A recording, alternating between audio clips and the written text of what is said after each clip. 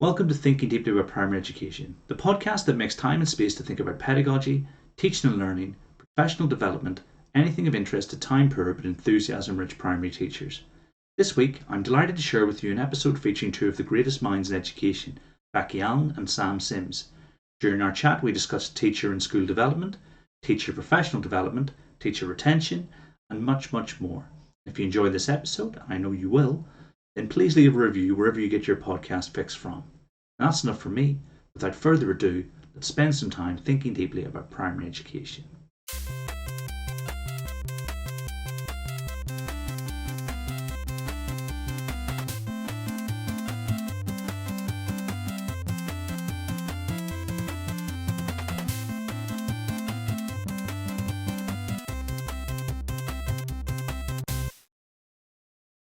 So this week, I'm delighted to be joined by Becky and Sam Sims. It's great to have you here, Becky and Sam. How are you? Great, very happy to be here. Thanks, Karen. We always begin with our guests and numbers to get a feel for who they are. So my first question to you, Becky, is years in education. Well, I trained to teach in 2002-03, so I think it makes it 20 years this summer that I've been in education. Fantastic. Do we get a watch after 20 years, or is it a clock? I don't know. My mother-in-law had a clock hanging on her wall, but in those days they came from the local authority, and you would work for a local authority for your whole career, and so they would know how long you'd been around. So I don't know that anyone gets anything now, do they? Books published? I've published 2 books, The Teacher Gap and The Next Big Thing in Education, and I've also, according to Sam, I've written 87 papers about education, mostly academic papers that can be found on Google Scholar and other places. Paper citations? Again, according to Sam, 2,461. I don't really know what that means or whether it's good or bad, but it seems like a big number to me. It does. It seems impressive. Teacher tap questions written? So Teacher Tap has written in the English language, because we operate in other countries now, 7,473 questions. Of those, I've probably written about half of them, so it's a lot of questions. Teacher Tap questions answered? I don't know. I use multiple accounts to test Teacher Tap and check it's working. So the current account I'm on tells me I've only answered 481 questions, which is not many. Most important year group? Okay, I'm going to go for a controversial one that nobody will agree with, which is I'm going to pick year 3. So this is why. When kids are younger than that, they're developmentally kind of immature in terms of their motor skills and their executive function, and so learning is necessarily quite slow and inefficient.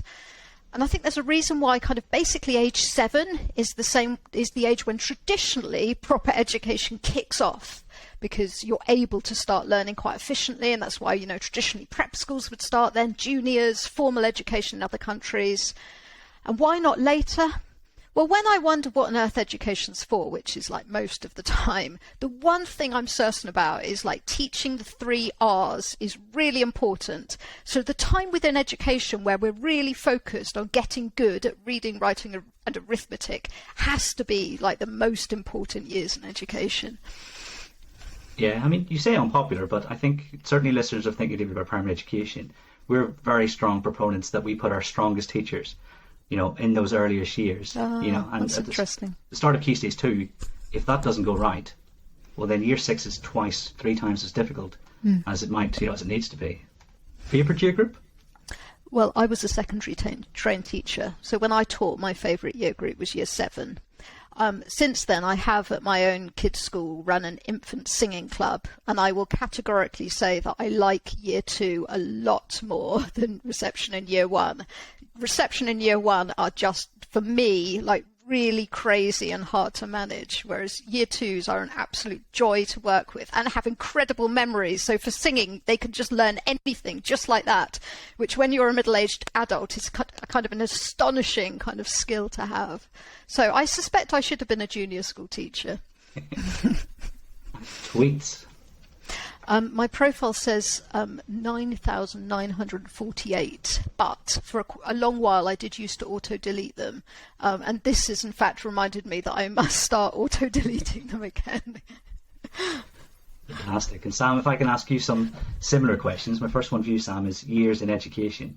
Been hanging around in higher education, often doing teaching of 18 to 21-year-olds for about 10 years now, slightly less, but almost a decade. Papers written? Papers written 34. And paper citations? Paper citations 674, according to Google Scholar. Now, Sam, have you written any teacher tap questions? I sometimes bug Becky, and ask her to put them in for me, but I don't actually write the text. So yeah, backseat driver every now and then. Teacher tap questions answered? As a point of principle, I don't answer the questions because I'm not a teacher, and my researcher brain thinks I don't want to pollute the sample here. But I read the blogs every week, so yeah, big fan of teacher tap. That's a fair answer. Most important year group? Well, yeah, I'm going to ruin Becky's answer now by saying that I'm also quite interested in year 3, actually. Partly because I'm interested in reading fluency, and year 3 seems to be quite an important year for that. So maybe we can discuss that a bit later. Favourite year group? Is it fair to ask that? Yeah, I'm not. So I haven't taught in a primary school ever, so I'm not sure about that. Tweets? Tweets is something like 100 at the moment because I still auto-delete all my tweets. Wow, so, this is the first time I've heard of auto-deletion. How does that work? It's quite irritating. You have to sign up to a third-party provider and pay them a bit of money to get it done. But it's worth it to never be held accountable for anything you've ever said in the past. So I would recommend it. Right. That's the first thing I want to do when this interview ends, is check this out. Becky, you're a co-founder and chief analyst at TeacherTap, academic, author, and I think champion of the highest quality teacher development. Tell us about your journey and how you got here. Well, so I trained as a teacher of economics and business studies, and while I was teaching, I did a master's part-time in the evening at the Institute of Education in London, which is where I trained. And I loved studying for a master's, and so I was really lucky that I applied to get a scholarship to do a PhD, which I did full-time. And at the time, it was a very quantitative PhD. I've always been a very quantitative researcher, and I wrote about market-based reforms to education, so school choice and competition and the impact it was having on the system.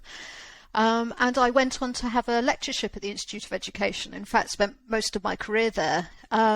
In 2014, I went on leave from the Institute of Education to start up an organisation that's still around called Education Data Lab, and it was a collaboration with FFT. And I really did that because I just wanted to go into a much better data environment where, if you're a quant researcher, access to really high quality, good, clean data is kind of the thing that makes doing research easy, and that allowed me to do that. But it also took me on a journey of really trying to get much closer, I think, to working more directly with teachers and with schools, and to thinking about what they need in the system to understand the nature of the work that they do, rather than thinking about purely academic research.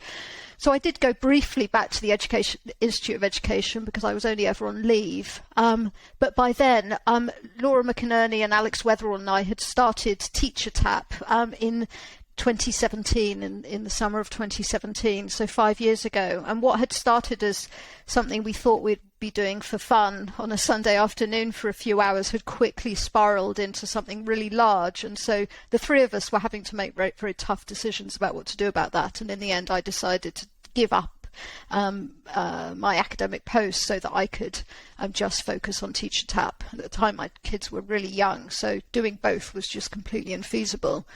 So now, I work 1 day a week at the University of Brighton. I live in Sussex, so it's my local university. I am doing research on primary schools a little bit, on primary teachers' experiences of remote instruction during the pandemic.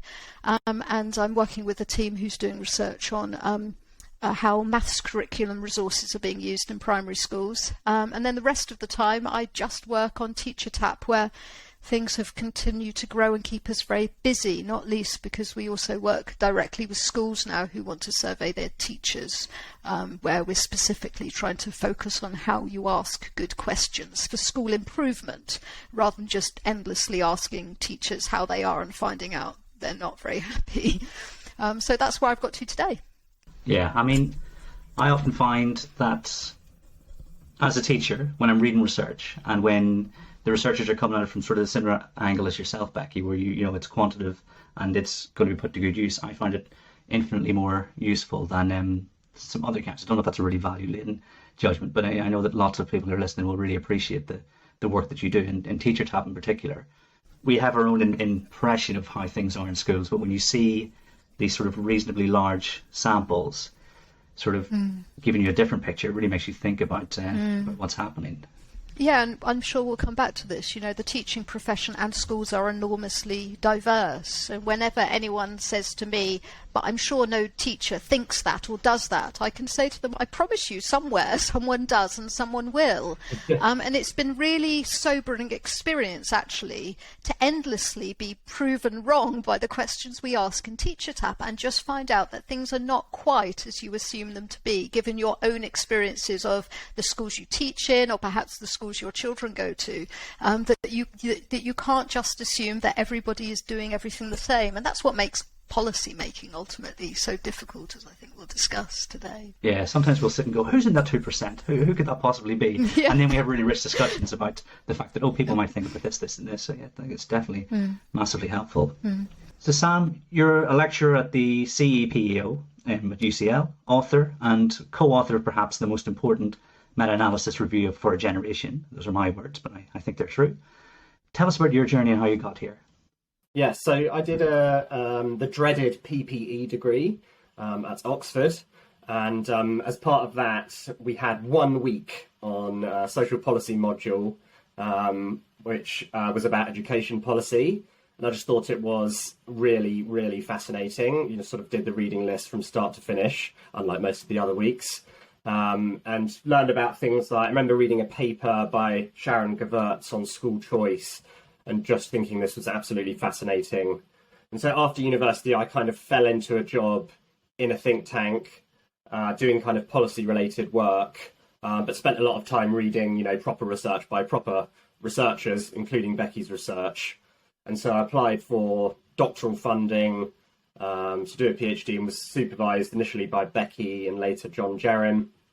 And I was motivated in my PhD research by, you know, reading a lot of the literature on how important teachers are for people's outcomes and the importance of teacher quality, but at the same time seeing what was going on with the teacher profession in England, and including, you know, my own friends from my own cohort who had qualified to become teachers, and many of them were quite disillusioned with it, and some of them were leaving and wondering, you know, this is a bit of a paradox here. If we think teachers and teaching is so important, why does all not seem to be well in the teaching profession?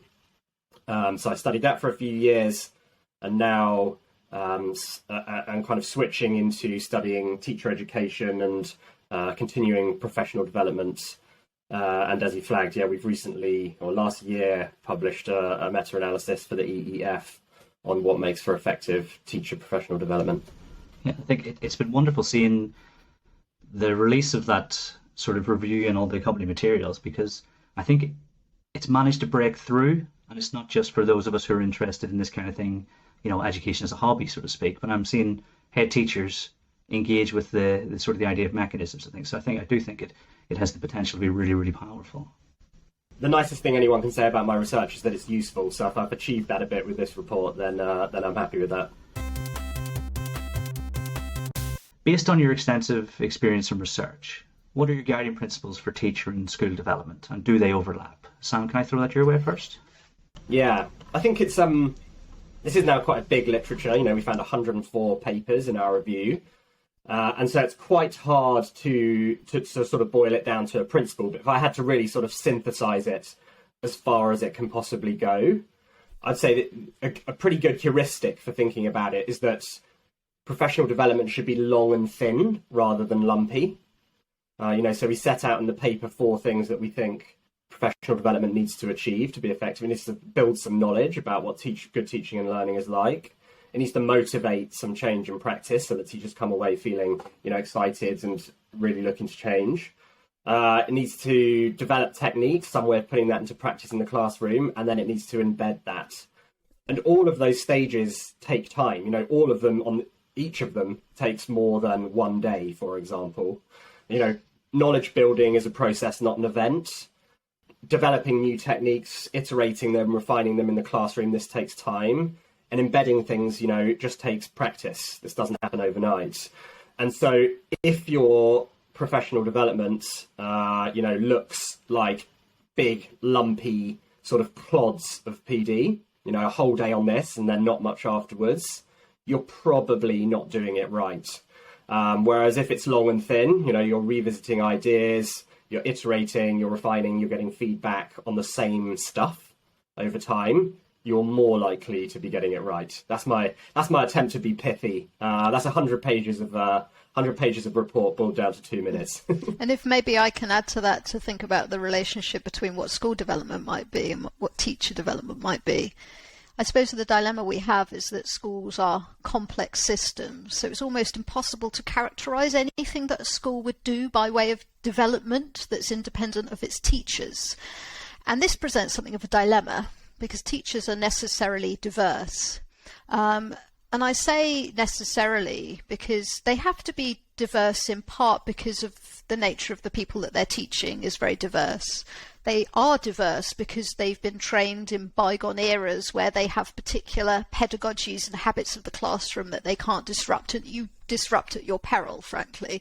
They're also diverse because teachers are quite diverse in their personality types and therefore their preferences for how they feel comfortable behaving in the classroom. And so where you have a system where the system functions through the individuals and the individuals are very diverse in the things that you want them to do, it creates really great challenges for creating some sort of overarching framework for teaching practice and the improvement of teaching practice. And that's why I think it's probably true that when we think about classroom instructional practice and the development of a school through the development of classroom instructional practice, it's always likely to be complex and diverse and therefore an individualized approach to development and improvement, which isn't to say there aren't other things that can happen by way of school development. And I think that often when you think of the things that are common, there are often things that apply and are very pertinent to things that happen outside the privacy of the classroom. We think about common behaviours and where they're important around a school, and common behaviours are the common culture, the common goals that you have, decisions about how you use common times within schools, assemblies, breaks, lunches, clubs and so on. And then, we've seen some success in aligning curriculum practice, for example, in the case of phonics. But that's a relatively rare example of where we've made it happen, and it hasn't been easy to make it happen. And one of the reasons why it has worked is because of just the intensity of how school development, teacher development through training, through the ITT development of training of teachers, the provision of curriculum resources, so government specification of exactly what happens, all those things had to align just to get to the point where within a primary school, that very short episode of time mostly within reception class and year one, managed to get aligned nationally in the way that we deliver it. But I would say that's a relatively atypical example of us managing to do development in an aligned way in a system. Yeah, thinking back to when the start of this academic year, and I saw how much training went into, every adult in the school who was involved in the teaching of phonics. And I thought I knew about phonics until this training started, and I started talking to people who had more expertise than me. And you're right, it was a momentous effort. And what's interesting about phonics, I think, is that it was not just that we chose to align around something that had been demonstrated to be effective. I think the literature was largely there that some version of synthetic phonics was the correct approach for a language like English. But more importantly, the alignment yielded other benefits that were independent of the effectiveness of phonics itself. So even if we'd aligned around something that was no more or less effective than other practices, there are sometimes in the system really big benefits of aligning, because we can train people consistently, because teachers can move between schools knowing exactly how things are going to be taught, because we can train parents up into what to expect. And one of the lovely things about my own two children learning to teach using a phonics scheme was that we could get training from the school. We go in and we learn about what phonics is, and then every single book that comes home tells us what we're supposed to do, and there's no mystery around what reading is. And so we have all these benefits of alignment around phonics that aren't necessarily attached to the fact it happened to be SSP, but it was actually just alignment in itself. And I think there are probably other areas of the primary curriculum where the system would benefit from greater alignment. You know, for example, we're relatively atypical as a country that we just teach handwriting however we fancy it. And so as teachers move between schools, as parents don't know how their kids should be joining letters together, you know, the system would just benefit from us all deciding how we're going to join letters together. So we could all just do it the same way, the resources could be aligned, everything could work.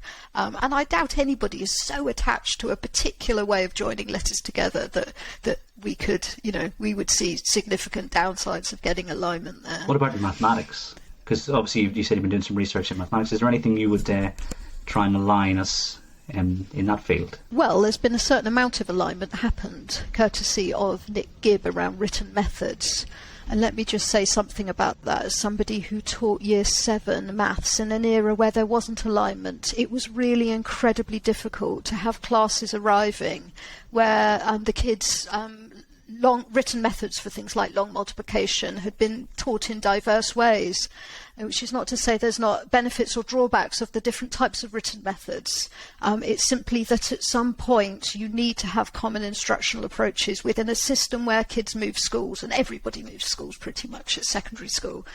So I'm largely in favour of any instance where a method's going to be used over the long run, that we align as far as possible. When it comes to the question of how much alignment have we achieved so far in maths, well, that's very interesting, because there is obviously now one mathematics curriculum provider that is extremely large in the primary sector and grew substantially during the pandemic because their resources that were available were just so great for parents to use at home. And so we've kind of had de facto alignment, haven't we? Perhaps without planning it via the government. And I'm okay with that, you know. I'm largely sceptical that DFE is the right group of people to decide what should be being done in schools. Do we need more alignment in mathematics? Well, I think that's a second order question to how much of the maths curriculum do we need to cross a big line through and say we won't teach. And I feel very strongly mastery is so critical, teaching in such a way that the majority of kids get the majority of answers wrong in their SATs, and that those who got the questions right, their thinking and understanding in mathematics is so superficial that they have to be retaught everything in Key Stage 3. And the only way we can fix this is cross out large parts of the maths curriculum, very large parts of it. I never did it at primary school, and it's certainly not necessary to be done, given it's all retaught. Every so often I come across people who say, yes, but we could just teach it better. And you know what? Yes, we could. Of course we could. But let's, for now, just accept the way we do teach maths, cross a whole load of it out, actually focus on achieving mastery and deep conceptual understanding in mathematics and high levels of fluency. And when we are all so brilliant at teaching that way, we could look again at putting some stuff back in. Yeah, I'm totally with you. I take a massive Sharpie and go through it, you know, because there are some things in there that are really important that we focus on. And you know, you could do so much with just within 10 in the first 2 years of formal schooling, and then pupils will flourish later on, but you know, maybe in the future. Yeah, and the system just massively underplays how deeply conceptually complex mathematics is. And so, I mean, for example, my eldest was at home in Year 4 for the first part of the lockdown, and so White Rose was covering fractions, and even White Rose, that's supposed to be mastery, is just rattling through the development of this fundamental idea that there's a continuous number line, that there are numbers between 0 and 1, and really we should be working intensively for a whole year on a number line between about 0 and maybe 2, and just thinking about, you know, what is the nature of what's going on between those numbers and all the different ways that we represent them. And you can't knock that off in a couple of weeks or even a couple of months. You need a whole year of just working on that to really tackle these ideas. Yeah, I mean, that's probably the best I've heard that described. You know, you're absolutely right. So, Becky, in 2018, I heard you say that of the £1 billion spent on CPD in the UK, half of it was wasted on ineffective CPD. Are we any better off in 2022? So the main cost is teacher time of CPD, and therefore the principal cost of CPD is still actually the 5 insets that happen for every teacher a year.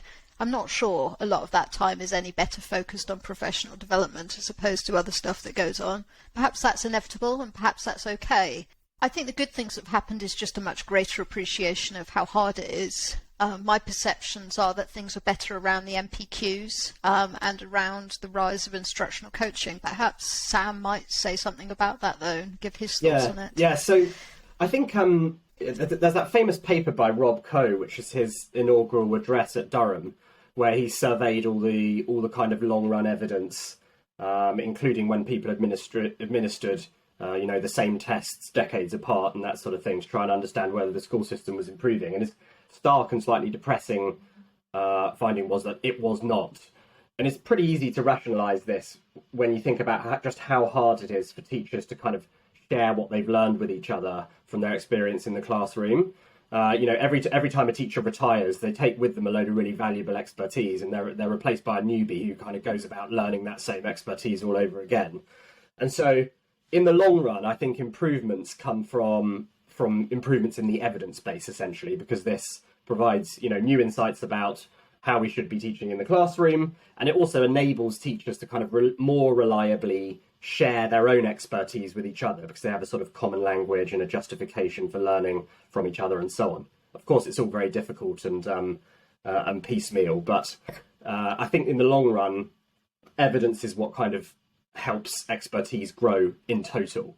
And so, 2018 is an interesting year, because I think that was the year that the famous and influential meta-analysis of instructional coaching, showing that it's kind of effective on average, was released. And it's been quite interesting watching that kind of permeate the school system in England, partially permeate.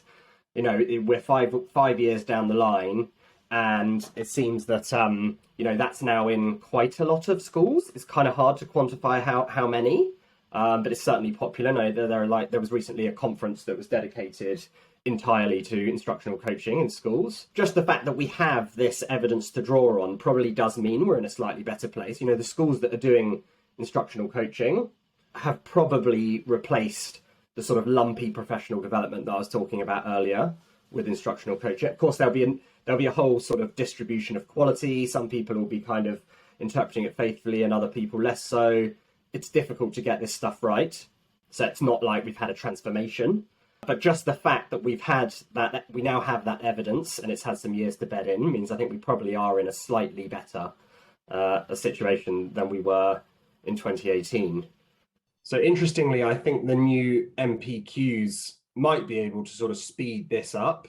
They're all underpinned by a framework. Some of them have quite a lot of scientific research in that framework. And the funding announcements suggest that the government's funding 150,000 of these over 3 years, which is 50,000 a year, which is 10% of the teaching workforce taking part in one of these each year. So it's a huge investment, and a huge number of teachers taking part in professional development that's based on some version of the existing evidence. So hopefully we can speed up the process of kind of injecting new evidence into the body of the education system, but that remains to be seen. I think that leads very nicely into my next question, because in the UK there have been some pretty seismic shifts in governmental involvement in teacher development.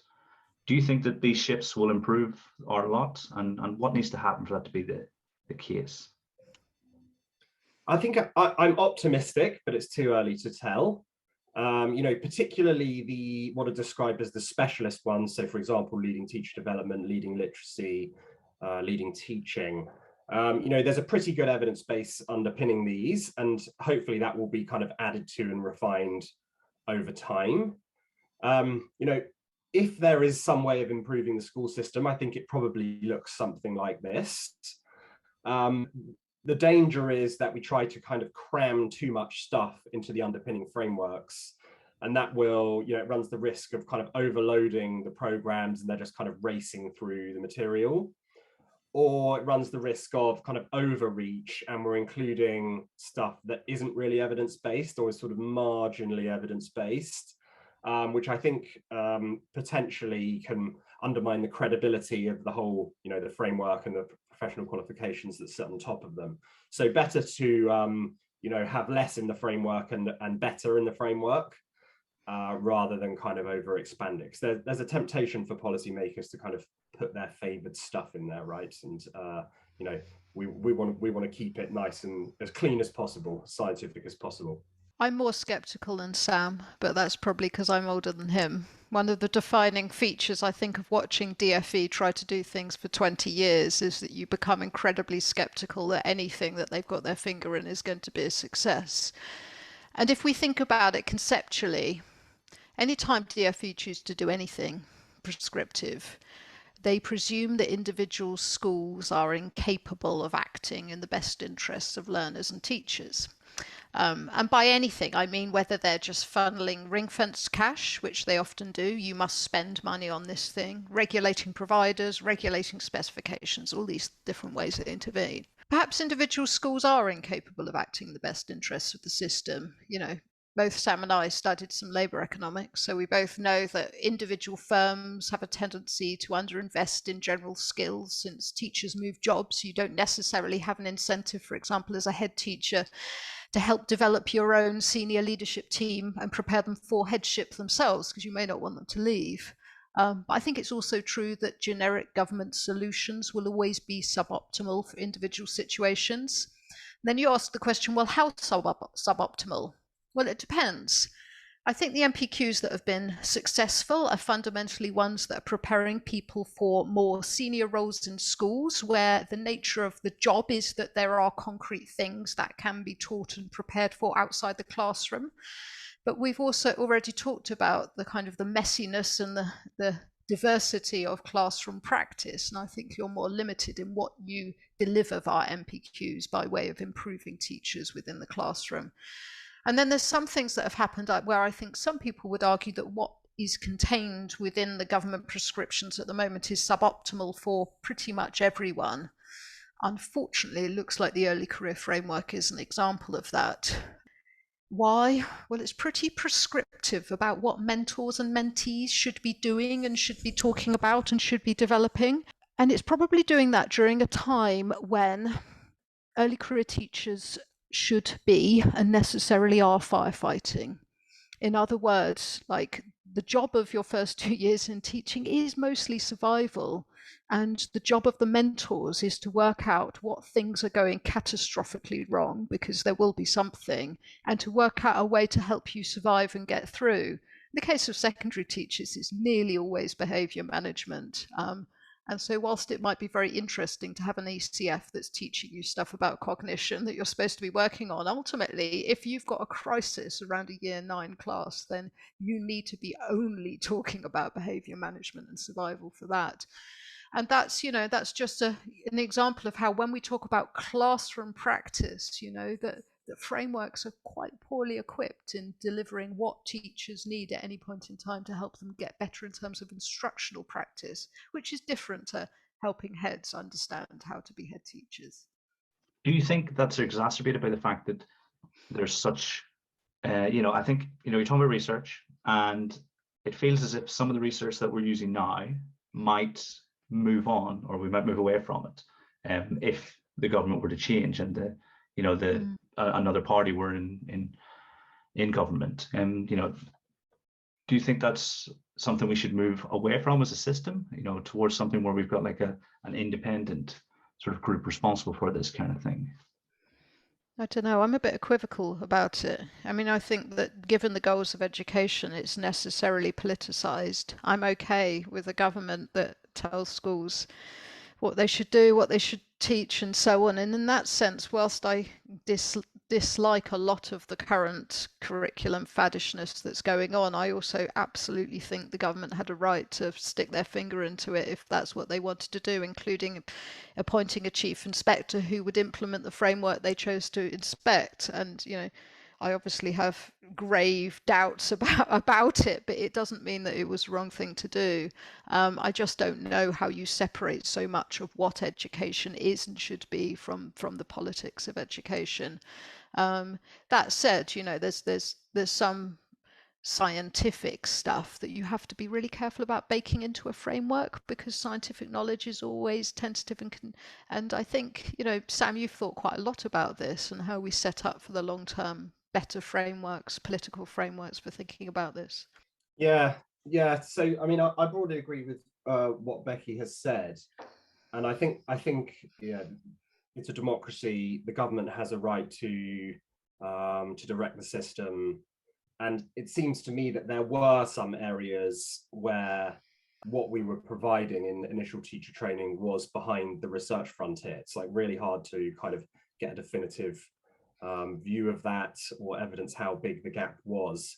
But anecdotally speaking to head teachers now, they're saying that their teachers who have been through the ECF now know more about cognitive science and they're more senior teachers who are just a couple of years ahead of them, despite the fact that the evidence base itself hasn't developed, much over those 2 years. Science moves slowly. So I think there probably was a gap. And the government have moved, perhaps a little clumsily, but they've nevertheless moved to try and bridge that gap. I think it's highly undesirable for what's in that framework to be shifting as governments come and go. And the closest analogy for how you could try to make something like this a bit more independent, or a reasonably close analogy, is something like the Bank of England, where they set the goal. The government sets the goal using its democratic right to do it. They specify some sort of target, and then some people who are recognised as experts based on publishing research and so on, get appointed to try and pursue it. Now, obviously, there are some differences between trying to deal with inflation and trying to design a teacher training program. But it seems like if we're going to do it, something like that seems like the best sort of messy compromise for having stability between, parliamentary cycles and still having some degree of kind of legitimate government involvement in what this massive branch of, the public sector aims to do. But yeah, I think inevitably we're in the world of kind of messy compromises here, rather than being able to design a sort of perfect system that does everything we want to. Yeah, it's definitely not my area of expertise either. I just sort of thought, okay, there's an opportunity for me to ask the question that's been in the back of my mind at times, because I look at other education systems and it seems that where autocracy as a form of government is more common, so too are higher educational standards. But then again, you're into the world of what are high education standards and things like that. So I'm more than happy to defer to you guys. And there might not be an answer to that to that question. Yeah. One of my favorite teacher tech findings, Becky, was around, I think it was around the endorsement of sort of VAC learning style principles and how old teachers were or how long they've been in the profession. And you could clearly see the sort of cohort of teachers who had been given this at some stage in their careers. They were the older teachers, and then younger teachers were less likely to believe it. So I think getting this stuff right on entry really does matter, because some people will still be endorsing whatever they learn 40 years later, and so it is critical that we get this stuff right. It's worth struggling with, and having a few iterations of reforms to try and get it right. Perhaps we could have something similar question, Becky, for something from the early career framework, and see if we can track that moving through. Yeah, we have from time to time asked about knowledge of cognitive science, and we should do that again. That's a great idea. Put it down the list. Thank you. Influencing the teachers have live on this podcast is fantastic. I'm just sort of realizing how political some of these questions are. If you guys were education schools minister, what would your system improvement priorities be? That wasn't intentional. Do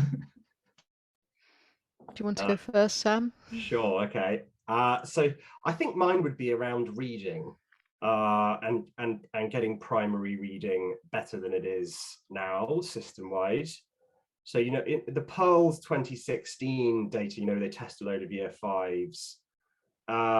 It's hard doing the international comparisons because different countries obviously have different languages with different orthographies and so on. But when you look at the absolute standards in Pearls, which is sort of rubric based, 1 in 7 pupils in England in year 5 are classed as essentially being in the lowest absolute category, which they describe as being able to locate and retrieve explicitly stated information, and begin to interpret story events for fiction, or begin to make straightforward inferences about explanations in non-fiction texts. And it seems to me that we must be able to do better than essentially retrieving information from a text by year 5. I mean, England doesn't do too badly in Pearls compared to other English-speaking countries, but when you look at the bottom end of the distribution, we look pretty average. And so it seems to me that getting that stuff right would be, you know, a good thing to kind of invest my whatever I get, 18 months as education secretary or something like 1 year, 3 weeks. You know, I think it seems to me, just based on kind of my reading of Twitter and the secondary teachers that I know, that there's an increasing, I don't know, recognition or verbalization that the lack of these skills is holding back pupils, some pupils, you know, at the bottom end of the distribution when they get to secondary. You know, they're struggling in history because they can't interpret the text in a source or kind of make the necessary inferences. So it could have, you know, a pretty good payoff. And I don't think we've fully cracked phonics, but it seems to me that's unlikely to be the binding constraint for a lot of these pupils. I'd be interested to see what you guys think, but this is one of the reasons why I'm very interested in fluency at the moment, you know, as the bridge between decoding and comprehension. And this is not anywhere near as well understood as, you know, phonics and decoding, but it's eminently researchable. Like, I think if we put a lot of effort into this for 5 years, we could potentially make some gains. You know, we've got good measures of fluency. We've got people doing interesting things around it, you know, Hearts for Learning, Charles Dickens Primary School. So there's stuff to test, like really well designed and thought through stuff. And yeah, so as Secretary of State for Education, I put a big focus on this, spend some money on research and work with people who are already doing good stuff in the sector and see what we could learn, essentially, and see if we can help pupils who are currently finishing primary school, still struggling to read, to do it a bit better. Becky, what do you think? Yeah, I would agree that reading fluency is the greatest priority. And before the pandemic, I was working with a set of secondary schools in East Sussex where we were trying to look at what to do about the students who were not what's known as secondary ready, and not least how to assess them, but also the organisation of their lessons and ultimately which lessons and subjects would they not have access to because we needed to run catch-up classes. And it's really such a big group of students who, some of them even managed to muddle through and reach expected level in their reading comprehension in their SATs. But when you assess their reading fluency on entry into secondary school, it's not high enough to be able to sit in a geography or history lesson and access a lesson. And so that's the kind of biggest challenge really for secondary teachers and ultimately for the ability for these kids to progress.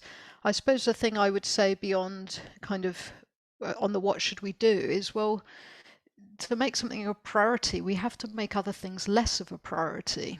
And I think we have to be quite explicit about what we take out of the primary curriculum. I've already talked in an earlier question about my views on maths. There's a lot we can take out there, but that's largely to get better at maths, not to get better at reading fluency. The dilemma seems to me that the content that we have now in the national curriculum to fill up what I call the afternoons in primary school, the stuff that goes on when you've done the 3 R's, is just way, way too big. And that ideally we just need to massively slim it down, because it's really important that children are able to also enjoy primary school, have space for school trips, for going out, walking around their local environment, doing forest schools or whatever else it is you want to do. And when we talk about what we need to take out, that gets tough when we've been in this world of greater and greater prescription around these narrowly defined things that we call subjects, that are largely arbitrary distinctions of things that we call stuff like geography and stuff like that. And it makes it very difficult. I think there's also subjects we need to look at whether we remove them from the national curriculum altogether and just admit that defeat, of which top of my list would be modern foreign languages. Now, if there's any primary teachers listening who love teaching it and who know their kids having a great experience, you get to still teach it. You get to still teach it, but we could remove it from the national curriculum. And schools that believe their students are having a poor experience where they're not deriving anything that could be more useful than the other things they could do during that time, would be allowed to stop teaching it, because it doesn't have any wider utility in the system in terms of what you go on and study in secondary school, not least because now primary schools are all delivering all different modern foreign languages. So it doesn't matter if you studied at a primary school or not, because your peers at secondary school won't have. And other things from Teacher Tap that we see that primary school teachers find it very difficult to deliver are things like design and technology. Another thing that I think is a candidate for removal from the national curriculum. So for me, all of this is about really clearing out space to achieve greater fluency in the 3 R's and greater space for discretion for teachers to deliver experiences in primary school that are seen as just valuable, rewarding, enjoyable in their own right. And I think that's a really important part of primary education and of childhood in general. So I think we've both ended up kind of talking about the same thing. And of course, primary schools need to achieve this whilst hitting a major funding crisis that will be caused by falling school rolls, and with the absence of local authorities to take capacity out of the system and shut schools down where they need to be shut down in systematic ways. So for lots of individual primary schools, they should be looking at the state of their catchment area and their school role and really panicking about how on earth they're going to survive over the next decade with massive falls in pupil numbers. We're in a part of the country in Kent where you've got quite a lot of village schools. Yeah. And I'm finding it more and more difficult to imagine that it won't become more cost effective to bus those children to a school in a town, as opposed to having, schools which have maybe 2 full-time members of staff and 3 or 4 part-time staff and things, So I can see where you're coming from on that, and I'm sure that's. But these decisions have to be planned, and the funding formula isn't enough to, through its own work, deliver good outcomes. I mean, the question of small schools is an incredibly controversial one. Small affluent schools often get the highest per pupil funding in the country, should they, when they're only educating a handful of kids. But then also, I mean, to give the example of my local village school, took an extra form entry to deal with the baby bulge that's just left primary school now. And it did it as an act of benevolence to the local authority. It didn't have to. It was a voluntary aided school because it had enough land to stick the huts on and then get the buildings built. But the catchment is nowhere near big enough. All the kids who were there were basically all the kids who turned up mid-year would get chucked into this small village school because the local town had no places. But the minute that the baby bulge goes, all of that disappears and you're suddenly left with a village school with tons and tons of empty spaces. And what does it do? Well, the answer is there needs to be some planning involved. And if you go to the Institute of Education library, there are all these books written in the 1980s, and they're written by local education authority officials saying how to plan for the fall in pupil roles. And it explains exactly what a local authority should do to mothball or shut down places and plan for what was at the time what I went through. I was one of those kind of dip years where we had a tiny birth cohort. But in those days we could manage it efficiently. And now we have no authority over multi-academy trusts, and we have local authorities where barely anyone actually works there anymore. So they have no capacity to even kind of make good decisions on behalf of their own schools. It will be a mess. I can imagine there are exactly 0 people working in local authorities who wish they still had control over that process. Yeah, but it's still their schools and ultimately their employees, I don't know how it will play out, but let's see. It will be messy. There's just going to be a lot of schools desperately trying to run with classes of 22. And any head teachers who are listening to this just know the economics of running a primary school with classes of 22 is absolutely disastrous. You will have to strip out every single teaching assistant in your school. You'll have to strip your senior leadership team down to the bare bones so that everybody is working in the classroom, and any single child who has additional needs will have to be excluded from the school because you will not be able to cater for them. And that will create a crisis in the system. A crisis at the moment gets dealt with by the fact we have these classes of 30, which allows enough resources to cross-subsidise children who have special educational needs, who are not properly being funded in the system for primary schools. Wow, that's pretty bleak, isn't it? Yeah, it is. Yeah. Sorry, us recording this on a Monday afternoon. No, but I mean, it's essential that we talk about it because It it's is, on the yeah, horizon. yeah. And I think our demographic is largely school leaders.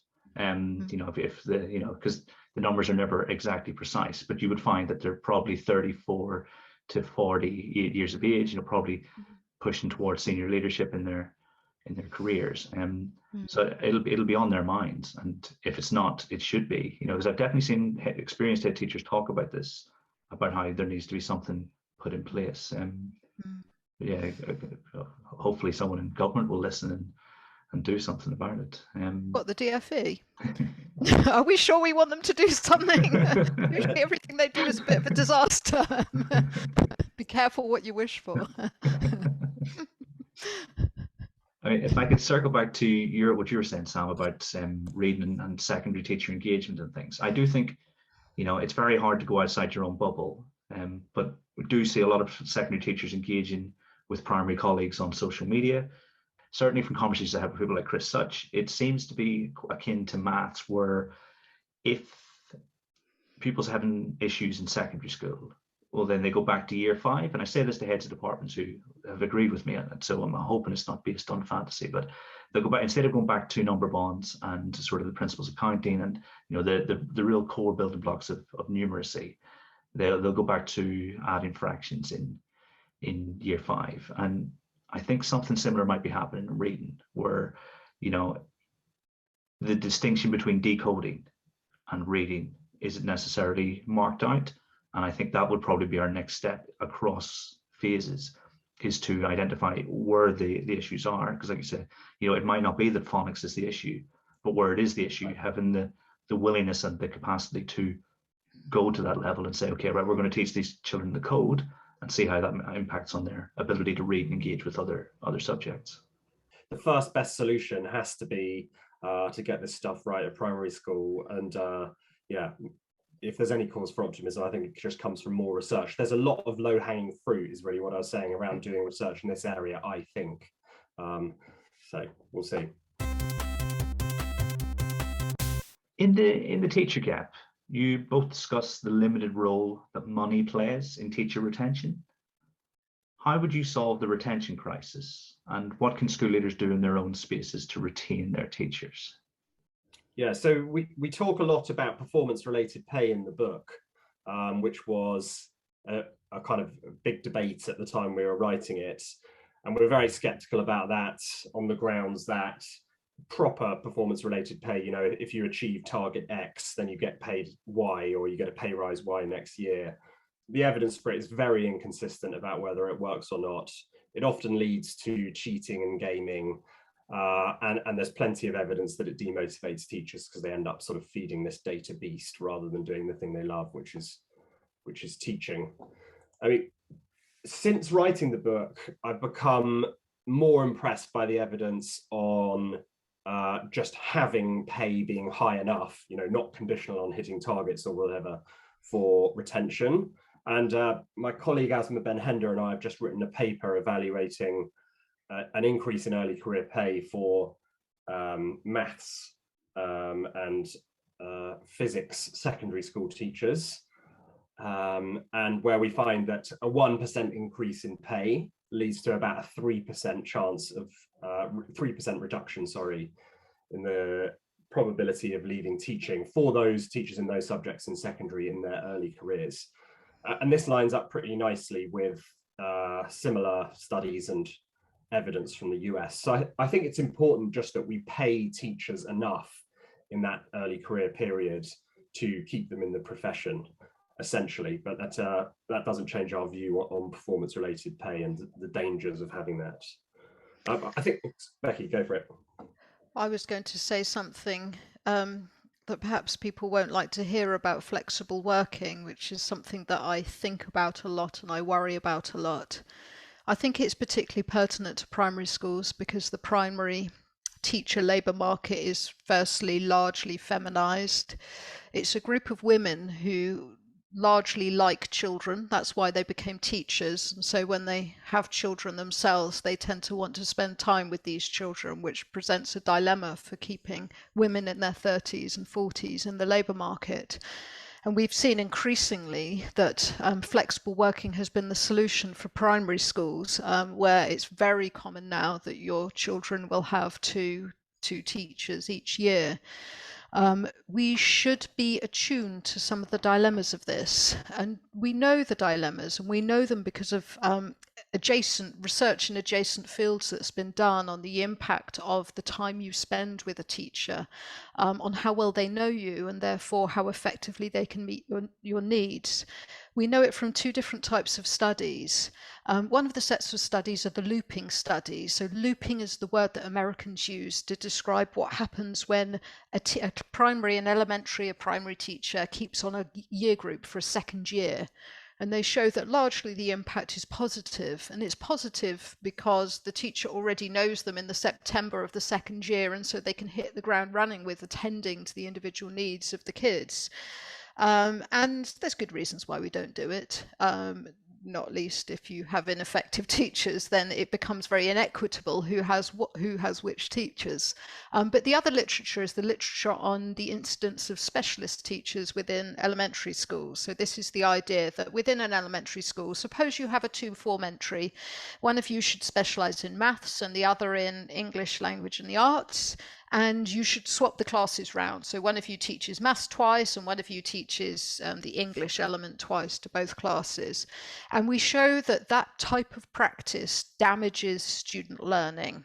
We're fairly confident it damages student learning because the people who are teaching the classes don't know the kids as well, and so they're less able to meet their individual needs. So then it comes to thinking about what happens when you have a job share. Well, if you teach a class for 2.5 days a week, it will take you precisely twice as much of the year to get to know your class. All the time you're getting to know your class, you're going to be less effective than the time when you have got to know your class, which is, later on in the term and in the rest of the year. And so we should just simply be attuned to the fact that if we have created the job of being a teacher such that there is a lot of work to do outside the hours of 8:45 and 3:15, which we have, and we have very high expectations around planning and marking, parents' evenings, after school meetings and everything else, if we choose to do that, then the consequence is going to be that people who want to see their own children will put in requests for flexible working. Not only does that increase the total size of the teacher labour market by half every time someone does it, but it creates these situations where those teachers are going to be less effective for the classes, we think, than they would be were they there full time. So my question would really be, would I rather, if I was a mother, which I am, have my kids taught by somebody who walked in and taught at 8:45 and walked out at 3:15. They were an experienced teacher, knew what they were doing, and they did largely nothing else. Books were never read, were never looked at, never marked. I couldn't see them for parents' evening beyond having a chat at the classroom door. That was the only time I could ever see them. They went to no after-school meetings, participated in nothing. But would I rather have that and have them as my class teacher for my kids, rather than have two class teachers who would take longer to get to know my children? But then we're going home every day and doing all this planning and marking and documentation, new schemes of work for Ofsted, everything else. Which would I rather have? Well, based on the evidence, I know which I would personally rather have. And I think we should probably have that debate about the consequences of running a highly kind of professional workforce with a very high burden of work that comes with it. And then my only other thing to say based on Teacher Gap about teacher retention is that we know one thing that's really important for teacher retention. So here's my challenge to head teachers. The most important thing for teacher retention is people and having friends in school, and in particular having a best friend in school. If you work with your best friend, the costs of you leaving are just so high. And so heads may look at that and just say, well, what am I supposed to do about that? Well, what we know is that NQTs, when they arrive, or whatever we call them nowadays, they are the least likely in the system to have a best friend, which is somewhat inevitable, right? They're new at the school. But we have to ask ourselves, who could be their best friend when we look around at the school? Who doesn't have a best friend? And how can we ensure that teachers who don't have somebody who they're pally with we can help them find somebody? And it may be that they have been placed in a year one class and They're not a natural friendship fit for the other year one teacher, or perhaps there is nobody, but we know that there's another young teacher up in year 5 who they could become pally with. And it's in our own selfish interests as head teachers to try and act as matchmakers and facilitate friendships and places for people to become friends with each other. Yeah, I think there are other things head teachers can do as well that don't rely on, changing working patterns or trying to pay teachers more, which is not always in their gift. Obviously, there are budget constraints, but I've developed this questionnaire which attempts to measure some of these aspects of teachers' working environment in schools, which is aligned with what Becky says. And we've tested this with 1,400 teachers, and it's designed to measure stuff that the research tells us is important around retention, essentially. And that is 4 things: collegiality, which is aligned with what Becky says about best friends, the sort of relationships at school; supportive leadership, which does what it says in the tin; behavior policy, such that sort of there's clear and consistently enforced rules; and then stuff around sort of workload, that is having to go out of your way to do things that your school leader's asking you to do. And we find that they all matter, but it allows us to quantify how much they matter relative to each other. And so the most important thing for stopping teachers leaving the school is the supportive leadership one. So you can think of that as, leadership that listens to the views of staff and then carefully explains the reason decisions have been made. It's not rocket science, but it's not always done. And also support teachers to a good job, and that to do a good job, helps them in their role, and recognizes a job well done afterwards.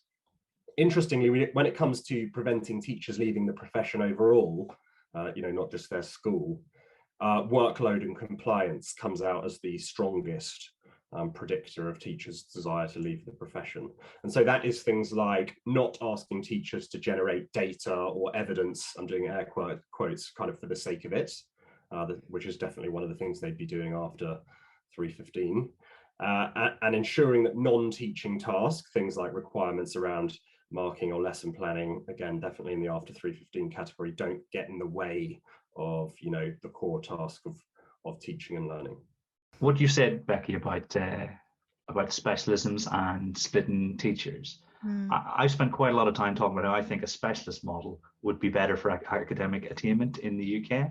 And so now, it feels quite counterintuitive, but most of the things that I've learned over the last 15 years have initially been counterintuitive. So I'm going to have to reanalyze whether or not I can take that position.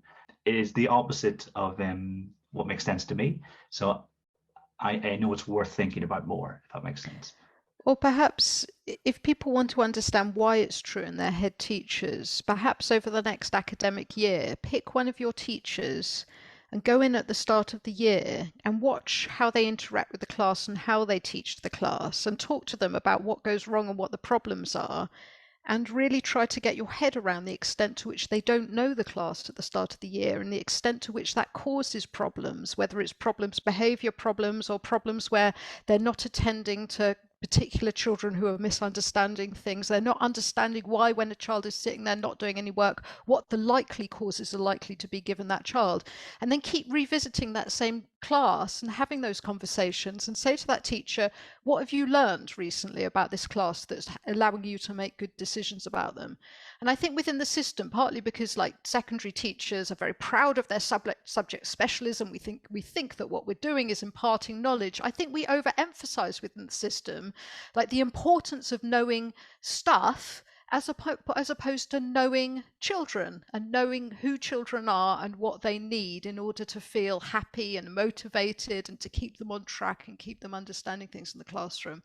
And that is, that's the superpower that primary teachers have, that secondary teachers never get to have. They never get to find out who the kids are because they always teach so many students on any given day. But it's a really powerful thing to be able to work out exactly what makes an individual child tick and how to keep them learning. I was trying my very best to frame that in a way that made it sure that it was me that has the issue and not your response, because I totally I'm more than happy to change my mind when in the face of sort of better or more convincing evidence. following on from this, autonomy plays quite an important role, but I find there's a bit of a tension between the degrees to which autonomy can be granted in different situations and different aspects around the school. I don't know if it's fair to ask this, but what would your ideal distribution of autonomy be? Yeah, so there's the question of autonomy of what and autonomy for whom and how much within it. I mean, the downsides to me of autonomy generally depend on the nature of staff. If you've got teaching staff who are inexperienced, who are poorly motivated, poorly suited to teaching, then you don't want to be giving them autonomy because the downsides are very high. The upsides of autonomy depend on the benefits of alignment, often to the students themselves. And we want to, for example, be like very prescriptive about things like behaviour in situations where teachers share students. So if there's job share arrangements or there's sharing of students between teaching assistants or teachers, one of the things you often see within primary schools is if you've got your own class, you can devise your own behaviour policy and can be whatever you want for the year. And so that's an example of like the extent to which you share students defines how much you need to align. And then in other things, it's only worth being prescriptive if you know what you want to be prescriptive about. So it's worth being prescriptive about the curriculum if you're convinced you have amazing resources and schemes that are going to be really beneficial. Sure, go for it. But if you don't, why on earth would you be prescriptive? It's only worth being prescriptive about pedagogy if there's demonstrable benefits of everybody working the same way. And I would argue that largely there's not when it comes to benefits of pedagogy, and that the downsides end up being very high. I don't know what Sam thinks about autonomy. Yeah, I think I broadly agree with that. We've actually just recently been writing a paper on this, which has not come out yet, along with John Jerem and others, where we've got this amazing Tallis video study data where they administer a maths test at the start. Then they get a questionnaire to the teacher. They're all maths teachers in this data, and they get them to rate their autonomy in a whole bunch of areas, domains. And then at the end, they all get taught something about simultaneous equations, I think it is. And then at the end, they have a test on that. And this allows you to look at, it's quite crude, but I think it's informative.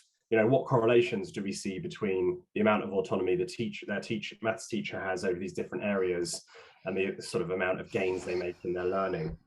By and large, we don't see any benefits for pupil attainment when their teachers have different levels of autonomy. Of course, this fundamentally depends on what the teachers choose to do with that autonomy, right? But we do see downsides, quite big downsides, in terms of teachers having lower job satisfaction when they're very constrained in particular areas. The one minor exception to this is early career teachers, that is teachers with less than three years of experience in this data, where their pupils do seem to do a bit better if they have constrained autonomy specifically around pedagogy, i.e. somebody's constraining their choice around how they teach this subject matter. The data, you're not looking at huge sample sizes at all by that point, but I think that makes sense essentially. And their pupils also show higher levels of math self-efficacy, their confidence in their mathematics. So the two outcome measures line up. The one bit of nuance around this, which maybe addresses your question, Kira, around the difficulties of this stuff if you're actually leading a school, the tensions, is what do we actually mean by autonomy? And the kind of simple layman's dictionary definition is your choice constrained, essentially, or are you allowed to do whatever you want? When psychologists write about autonomy, they mean something more nuanced and potentially very interesting for these purposes, which is, you're autonomous if you act in accordance with your own reasoning, which is different to being constrained, right? So when I worked for Becky, if she told me exactly what to do, by and large, Becky and I have similar interests, similar sort of ways of seeing the world. And so I was probably still acting autonomously, right? That wasn't what Becky was like. I'm just using this as an example. But my choice was constrained, but I was still acting in line with what I thought was a good idea and what I thought was interesting work and so on. And, the high road to doing school leadership well is to do this kind of influencing process where you listen to people's views, you act on them, you explain why you've made the decisions you have so people understand the reasoning behind it. You probably explain it twice or 3 times so people really understand the reasoning behind it. You use evidence, and this kind of squares the circle quite nicely, right? If we're going to force teachers to do stuff, we should have high evidential standards behind it. And by the way, it's also easier to persuade people in this kind of idealized influencing way if there's loads of evidence behind it, right? So that kind of makes it look, it kind of dissolves some of those tensions and difficulties if you think about it in that way, I think. I mean, I think there's definitely like an autonomy thread run through lots of our discussion already. And what your response there, Sam, has done is sort of tie 3 or 4 different pieces together, because if you are leading your school in such a way, then I think, yeah, it almost feels like it's your decision, and what's the metaphor? If the ship's moving in the same direction, or everyone's taking the ship in the same direction, but things are much easier and also much more enjoyable places to be. What do you think, Becky, the future professional development will look like? It might not look so different to how it looks now. Because whilst lots and lots of stuff has gone online and it's accelerated through the pandemic, and for lots of specialist teaching and of new ideas to teachers, that's great. There's some element that always has to be bespoke. It has to be face-to-face engagement, just given the embodied nature of classroom teaching, and also that we need teachers to learn to become the teacher that they need to be in relatively diverse manners. So that's the part that I don't see changing that much. But obviously at the moment, for lots of teachers, they have access to almost no program of support that supports them in the classroom. So the professional development, such as they have it, explicitly doesn't support improvement in their classroom teaching. And that's the thing that, that the coaching has been trying to find a solution to. But like any one-to-one instruction, like tuition for kids, extremely expensive. So we need to be cautious about claiming that we're going to one day achieve some nirvana where everybody gets, weekly instructional coaching, because for 500,000 teachers in the country, we're just not ever going to be able to afford it, I suspect. Yeah, I think that's right. I mean, the challenge with training is, I think, a pretty good way of thinking about it overall, a heuristic, is just reducing the distance that you need something to transfer between the training and real life. And some of that is expensive, right? And coaching is effective, but are there more cost-effective ways of doing it? I don't think we have a good answer to that yet. I mean, another way in which I hope it's, future PD looks different to current PD, just around tailoring to subject, which is another way of reducing that transfer gap. And I think Ambition Institutes have got a pilot program this year for a sort of math-specific ECF for secondary teachers. And again, this adds to the costs, but you've only got to develop that program once, right? And then you can roll it out elsewhere. So it seems to me like that kind of thing would be valuable in making this more relevant, more enjoyable, and also probably more effective. But further research required to establish whether that's actually true. I think there are other ways as well of tailoring that are maybe less expensive. It doesn't have to be at the teacher level. So if you're in charge of, if you're leading a primary school, you're leading a phase within a large primary school, it's plausible that you have pretty good knowledge about teachers' professional development needs, if you know your staff. And one of the things that I like about the framework that we develop in our EEF meta-analysis is that it's quite flexible. So, it's a toolkit of these things that we call mechanisms, these kind of active ingredients. And if you know that actually there's a reasonably good level of knowledge and, sort of appetite for changing and improving practice in a given area, then you can kind of design the professional development around that by focusing on, building in these mechanisms that address, the techniques. So you focus much more perhaps on rehearsal and feedback and so on, and then embedding it in practice. Clearly, you're still focusing on some kind of, average teacher in your department, but this is cheaper, more flexible way of still kind of making sure you're not wasting time going back over the knowledge parts, which may already be secure in the teachers in your school. So yeah, there's multiple routes to reducing this sort of distance to transfer: subject, the design of the professional development, and going the whole hog on individualized instructional coaching. And hopefully sort of somewhere between those things we can tailor and minimize the need for big transfer after training. So small incremental gains as we move into the future. I thought if anyone's going to know what the future of education and professional development is like, it's going to be Becky and Sam. So I had to ask and see if there's anything on the horizon.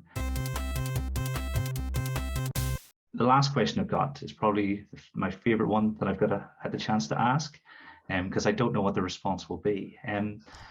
So if we imagine that a simulator exists that allows you to perfectly model pupil behavior, and as a result, you can conduct studies on massive sample sizes with zero ethical issues. So you can, in effect, study anything related to education.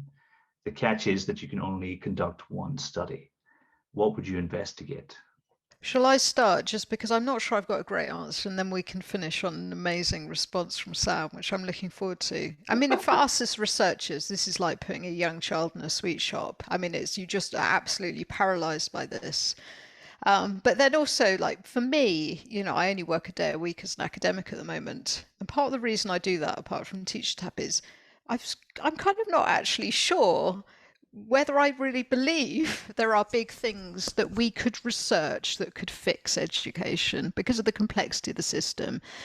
But I try to just think, well, what do I think is the biggest issue that is worth learning more about? And so I'm going to give a little nod to our friend, teacher, and co-author Mike Hobis here. And having had children myself, I will say the biggest issue in education is understanding more about attentiveness and motivation, and why there are all these kids who are kind of present but not present in the classroom. And so I suppose my starting point would be, in order to study it, to really go out and ask teachers who think they've got something to say to this to propose their best techniques for raising the engagement of quite a specific group of kids, the kids who have no behaviour problems, but high tendency to daydream or get distracted during class, in two situations. And one's during an instructional period, teacher at the front of the room, and then the second's during independent work. And they might be different types of techniques, and just say, what have you worked out how to do? And then get people to test out those types of techniques and do whatever we can to just do measurement better. So once upon a time, a very long time ago now, in New Zealand, the late academic Graham Nuttall studied the classroom behaviour of students. And at the time, there was almost no technology. So he was having to hang microphones on kids. And it was amazing what the kids used to talk about during the class. It's such a fascinating studies. But he also can observe the silent periods of distraction where we don't know what was going on in the kids' head, but they clearly weren't doing any work. I mean, ideally, we'd managed to stick like needles into their heads or something in this simulator and actually look at like, what are they thinking about? I realise we can't do that. Oh, I'm sure Elon Musk can give it a go. Yeah. Yeah. Because this is the big problem with attentiveness. Like, how do we know, Kieran, that you're paying attention to us at the moment? I mean, we can see you nodding there, but are you really paying attention? So we've got to get to grips with that measurement issue. But also we've just got the access to video and audio, and other intermediary scales of like, what work is the student doing and how productive are they? Because I think if we could like fix this issue, I think it covers quite a big section of kids that kind of get lost in the system. They're sort of the average kids who muddle through the education system. They don't have particularly overt behaviour problems. They never cause anyone any trouble. But they also weirdly don't appear to learn that much. And they often don't know what they're supposed to be doing, even though they've sat through you talking at them for 15 minutes. And so for me, those are the interesting kids in the system, simply because there are so many of them. And if we could work out how to engage them and keep them learning in an active way, I think we could get the productivity of learning really up a great deal in the system. Yeah, my answer is actually very similar to Becky, which either Oh reflects no, that means we're actually going to have to do it, Sam. it either means we've independently settled on exactly the right answer, or we've just discussed things that are similar to this before. And, yeah. Or it is the right answer. Yeah. Yeah. So mine was going to be around attention as well. And PEPS has that nice phrase that attendance is mandatory, but attending is not. And there's a reason we don't know very much about this, as Becky says, that it's crazy hard to measure. And Graham Nuttall really is just a kind of inkling that this is an interesting idea rather than, definitive proof of anything in this area. So I think it's almost impossible to study in real life, but who cares? Because we got this special simulator that you've gifted us, Kieran. So it doesn't even matter. Yeah, and I think this would just be so interesting. I think somebody that I'd definitely go to provide some of the insights around what we would test would be Adam Boxer, who has put so much thought into how does the order of the words that I say to pupils affect what they're attending to while I finish the sentence that I'm on, and a whole range of other stuff. And his blogs on this are really, really interesting, building a lot of Doug Lemov's work and so on. But I'd love to put some of that stuff in the simulator, get Adam to train some teachers. And then I actually interpreted your brief as being, we don't even need to worry about measurement. The simulator will just deal with it for us. So yeah, great. But that, gatekeeper is attention is the gatekeeper of learning. And if nothing's going through the gate, ain't nothing getting learned. So it's just so important. Yeah, I mean, if your magical machine isn't going to do the maths for you at the end, then you built it wrong. Is Adam Boxer's blog a chemical orthodoxy? Is he still using that address? It is. Yeah, absolutely right. One of the good ones. There are many. I think the blog is titled "Keeping the One but Losing the Many," and there's probably 25 more. Yeah, absolutely. Yeah, I mean, I reckon most people listening will probably have heard of Adam, but if they haven't, they should definitely go and check that out. He's got some interesting thoughts about cognitive load theory and how to sort of support teachers in utilizing the theory in the classroom. And it's always well worth checking out. And I think, yeah, attention, I was lucky enough to talk to Peps maybe about a year ago, maybe I suppose it was the start of this calendar year. And yeah, he was saying about, talking about the available literature and how, they hoped he had more and stuff like that there, because it is so important. And I learned so much from listening to him. And if it were possible to get this deep, I think that's really good use of the opportunity you guys have here with this imaginary machine. Yeah, I mean, all I said to do is say thank you very much for joining me, guys. It's been an absolute pleasure. Yeah, it's been great talking to you. Thanks, it's been fun.